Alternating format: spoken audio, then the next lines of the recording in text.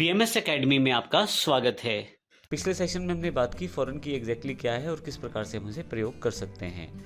इसमें हमने जानकारी ली एक टेबल की प्राइमरी की को जब आप दूसरे टेबल में प्रयोग करते हैं तो वहाँ उसे फॉरेन की तरह प्रयोग किया जा सकता है और इसका मेन मकसद रहता है डेटा को रिलेट करना।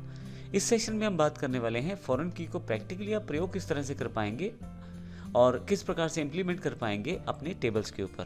तो आइए देखते हैं किस प्रकार से हम ऐसा कर सकते हैं।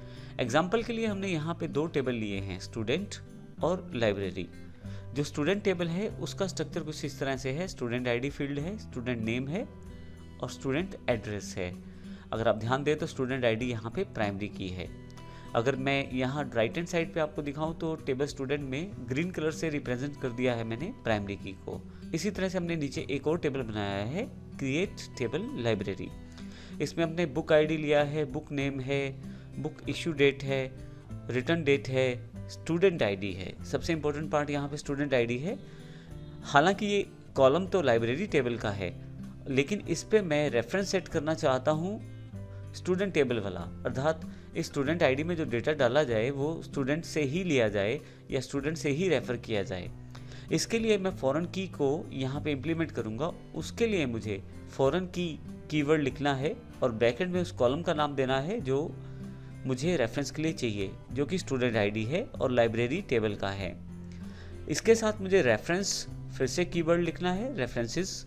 उसके पश्चात उस टेबल का नाम जिससे डेटा रिलेट करना है मुझे, तो वह स्टूडेंट है और फिर से ब्रैकेट में उस फील्ड का नाम जिससे डेटा मुझे रिलेट करना है, स्टूडेंट आईडी।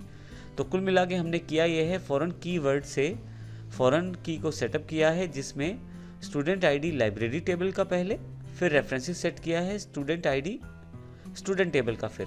तो इस तरह से आपके पास यहाँ पे एक दोनों में रिलेशन हो जाएगा जिससे कि आप आसानी से डेटा को वर्कआउट कर सकते हैं और अपनी जो डेटा इंटीग्रिटी को सेटअप कर सकते हैं। आइए प्रैक्टिकली देखते हैं हम किस प्रकार से इसे कर सकते हैं। जैसा कि पिछले सेशंस में भी मैंने आपको बताया है कि हमारे पास पहले से काफ़ी सारी फाइल्स अवेलेबल हैं जिनमें हमने इन कमांड्स को टाइप करके रखा हुआ है और चेक करके रखा हुआ है कमांड सारी ठीक रहे।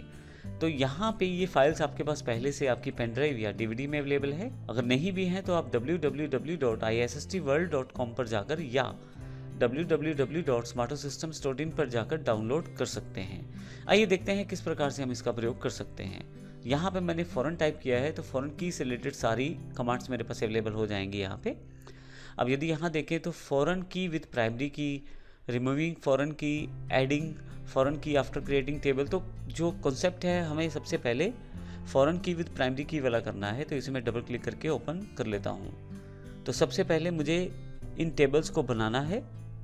देखिए आप यहाँ पे पहला टेबल दिया हुआ है, क्रिएट टेबल स्टूडेंट प्राइमरी की के साथ, फिर उसका डेटा कमांड है। थोड़ा सा आप नीचे आ जाएंगे तो फिर लाइब्रेरी टेबल है, उसका डेटा कमांड है। तो इस तरह से पहले ही हमने सब कुछ ऑर्गेनाइज कर दिया है ताकि आपके लिए आसान रहे टेबल्स को बनाना और कार्य करना। आइए सबसे पहले हम यहाँ से क्रिएट टेबल स्टूडेंट वाली कमांड को कॉपी कर लेते हैं। साथ में मैं यहाँ से इंसर्ट डेटा वाली कमांड को भी कॉपी कर लेता हूँ क्योंकि यहाँ पे 3 स्टूडेंट का डेटा पहले से फीड किया गया है। इसके लिए मैं राइट क्लिक करके इसे कॉपी कर लेता हूँ यहाँ से, और जो MySQL इंटरफेस है, जो PHP MyAdmin का इंटरफेस है, वहाँ पे आ जाता हूँ वापस। अब यहाँ पे ध्यान रखिएगा, अगर पहले से कोई टेबल आपने बनाया हुआ है तो उसे आप डिलीट या ड्रॉप ज़रूर कर दें, नहीं तो प्रॉब्लम ये रहेगा आपके पास कि पहले से टेबल एग्जिस्ट होने के कारण ये कमांड्स काम नहीं करेंगी। तो मैं कॉलेज डेटाबेस पे यहाँ आता हूँ और यहाँ मेरे पास 2 टेबल्स हैं, तो इनको मैं बारी बारी से ड्रॉप कर देता हूँ। ये टेबल मुझे नहीं चाहिए क्योंकि मैं इसे दोबारा बनाने वाला हूँ। इस तरह से स्टूडेंट डेटा वाला जो टेबल है वो भी नहीं चाहिए। तो ध्यान रखिएगा जब भी आप काम करना शुरू करें तो चेक कर लें टेबल पहले से तो नहीं है वहाँ पे कोई। अब मैं SQL में आता हूँ यहाँ से और यहाँ पे मैं पेस्ट कर देता हूँ कमांड को। अब यहाँ पे देखिए कुछ एरर्स आपके पास हैं, मैं देख लेता हूँ क्या एरर्स है, लेकिन आपको पता होना चाहिए एरर्स क्यों हैं। सबसे पहले तो यहाँ पे लास्ट में आपके पास कॉमा नहीं आएगा क्योंकि आपके पास ये लास्ट फील्ड है। जैसे अगर छोटी छोटी चीज़ें सेटअप करनी है तो आपको स्वयं करनी पड़ेंगी। इसी तरह से आपके पास यहाँ पे अगर सेमीकोलन लगा दें क्रिएट टेबल कमांड के बाद तो होगा ये कि आपके पास ये दूसरा एरर भी हट जाएगा। तो ये भी हट गया है हमारे पास। तो यहाँ पे हमारे पास टोटल जो कमांड्स हैं हमने वो सारी की सारी कॉपी कर ली। मैं यहाँ पे इस कमांड को आपको डिस्क्राइब कर देता हूँ। सबसे पहले हमने एक स्टूडेंट टेबल बनाया है, उसमें सबसे पहली फील्ड को प्राइमरी की सेटअप किया है, स्टूडेंट आईडी वाली को। उसके पश्चात स्टूडेंट नेम है, स्टूडेंट एड्रेस है, ये इन्फॉर्मेशन स्टोर की गई है। और यहाँ पे उसके बाद आपके पास इंसर्ट इनटू स्टूडेंट, यहाँ पे 3 रोज इंसर्ट की गई हैं। अब यहाँ पे मैं गो पे क्लिक कर देता हूँ तो मेरा पहला टेबल क्रिएट हो जाएगा। अब देखेंगे टेबल तो क्रिएट हुआ है, साथ ही उसमें रोज भी इंसर्ट हो गई हैं। शो क्वेरी बॉक्स पे दोबारा आता हूँ यहाँ पे, और यहाँ से यदि आप इस पेज को रिफ़्रेश कर लें, अभी मैं यहाँ से इस पेज को रिफ़्रेश कर लेता हूँ एक बार, और यहाँ से देखें स्टूडेंट मेरे पास यहाँ राइट हैंड साइड पे कॉलेज डेटाबेस के अंतर्गत आ गया है। स्टूडेंट को राइट क्लिक करके मैं नई टैब में ओपन कर लेता हूँ, तो आपके पास डेटा भी है, इसमें टेबल हमारे पास अवेलेबल हो गया है। स्ट्रक्चर देखेंगे तो इसमें प्राइमरी की बन चुका है। यहाँ पे देखें एक की का निशान है, एग्जैक्टली जो प्राइमरी की का निशान है। तो अब फिर से मुझे अब दूसरा टेबल बनाना है जो कि प्राइमरी की रेफरेंस के साथ है। तो आइए देखते हैं वह किस प्रकार से बनेगा। यहीं पर आप थोड़ा सा नीचे आ जाएं, और यदि आप यहाँ नीचे आके देखेंगे तो क्रिएट टेबल लाइब्रेरी हमारे पास अवेलेबल है। मैं इसको भी विद डेटा कॉपी कर लेता हूँ यहाँ से, और फाइनली यहाँ जाके पेस्ट कर देता हूँ। अब इसमें भी मैं इन सब चीज़ों को सेटअप कर लूँगा, जैसे कि सेमीकोलन यहाँ ज़रूरी है, अन्यथा आपके पास एरर रहेगा। तो ऐसी चीज़ों को आपको ध्यान रखना पड़ेगा कमांड टाइप करते समय। तो आइए इसको समझते हैं। हमने एक लाइब्रेरी टेबल बनाया है जिसमें बुक आईडी फील्ड है, बुक नेम है, बुक इशू डेट है, रिटर्न डेट है, और एक स्टूडेंट का आईडी है। ये सभी की सभी फील्ड्स जो हैं ये लाइब्रेरी टेबल की अपनी फील्ड्स हैं, लेकिन मैं चाहता हूँ जो स्टूडेंट आईडी फील्ड है लाइब्रेरी टेबल का, इसको रिलेट कर दिया जाए स्टूडेंट आईडी फील्ड से। इसके लिए मैं फॉरेन की सेटअप करता हूँ। फॉरेन की मुझे टाइप करना पड़ेगा, फिर लाइब्रेरी टेबल का, इस टेबल का स्टूडेंट आईडी, फिर जिस टेबल से मुझे रिलेट करना है स्टूडेंट टेबल और स्टूडेंट आईडी। अब यहाँ स्टूडेंट आईडी कॉलम या फील्ड का नाम है और स्टूडेंट टेबल का नाम है।